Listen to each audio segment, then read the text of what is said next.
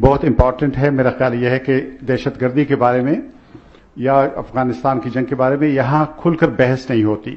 ہماری جو افغان پالیسی ہے ظاہر ہے آپ کو پتا ہے وہ پارلیمنٹ میں نہیں بنتی, فارن منسٹری میں نہیں بنتی, بلکہ وہ ایسے اداروں میں بنتی ہے جو نظر نہیں آتی یا نظر نہیں آنا چاہتے. تو ساری بات یہی ہے کہ جنرل ضیاء الحق کا جو کو تھا اس نے پاکستان کو ڈیریل کیا, پاکستان پٹی سے اتر گیا.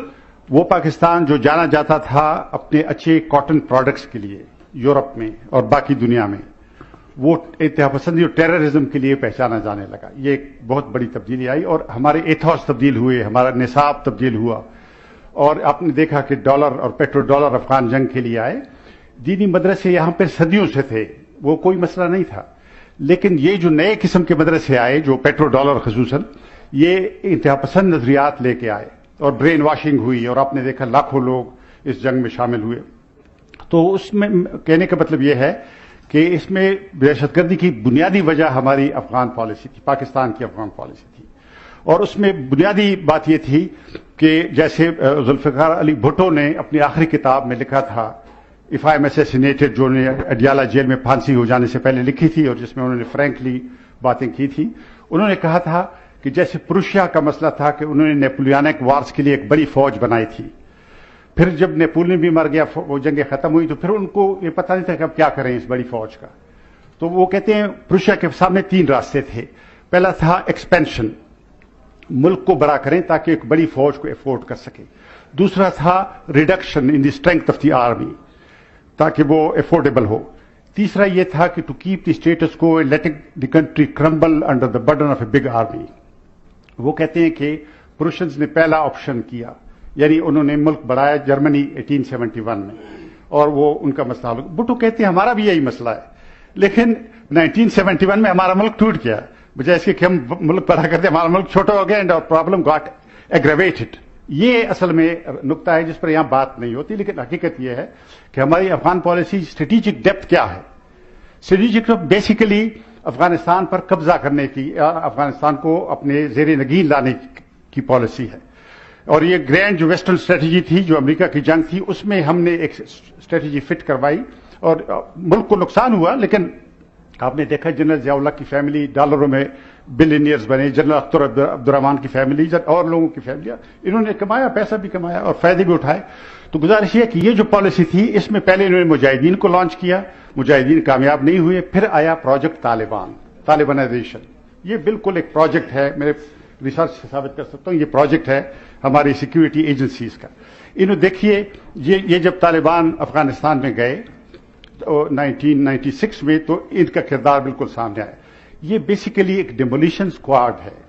It was let loose in Afghanistan to demolish it bit by bit, brick by brick, limb by limb, اور ادھر کی پشتونوں کو بھی ڈیکنسٹرکٹ کرنے کی.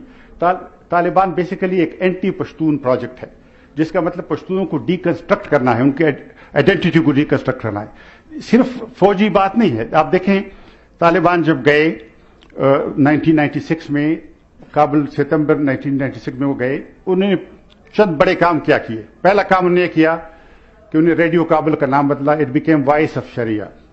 اسلام آباد ریڈیو کا یہ نام نہیں ہے, تہران ریڈیو کا بھی نہیں ہے, لیکن Kabul radio became voice of شریعہ.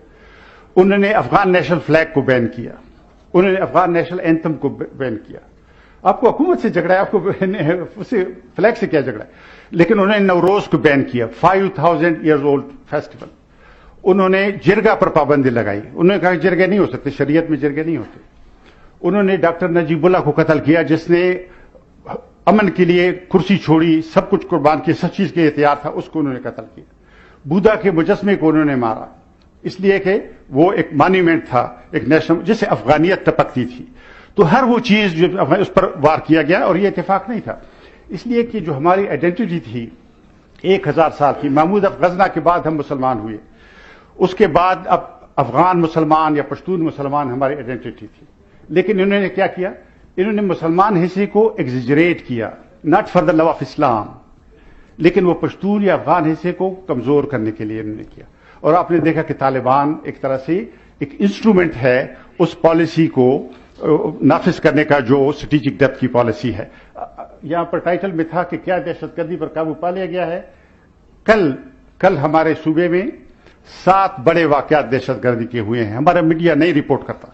2 बुजुर्ग बाजौड़ में मारे गए, 6 आदमी हंगू में मारे गए, 1 आदमी मीरानशाह में जख्मी हुआ, 2 हमले ग्रेनेड के वाना में हुए, ये कल की बात है, लास्ट 24 आवर्स, और 1 आलिम जो था बलूचिस्तान के चमन शहर में कल मारा गया। और ये टेररिस्टों ने, सारे टेररिस्ट किया। ये क्या है? ये तालिबानाइजेशन है बेसिकली, जो सरहद की दोनों तरफ। और यहां आपने देखा, अगर बहुत से लोग कहते हैं ये तालिबान पश्तून है और इसलिए हम उनकी हिमायत करते हैं, यहां उनका सबसे बड़ा निशाना पश्तून नेशनलिस्ट है। एएनपी के 1000 से ज्यादा कारकुन मारे गए, 1000 से ज्यादा कारकुन। ये इत्तेफाक है। 2 बातें मैं पूछना चाहता हूं। पहली बात है कि वो क्यों चुनते हैं अपना निशाना पश्तून नेशनलिस्टों का, अगर वो पश्तून है? दूसरी बात यह है कि रियासत की क्या जिम्मेदारी है? रियासत कहां है, हम पूछना चाहते हैं।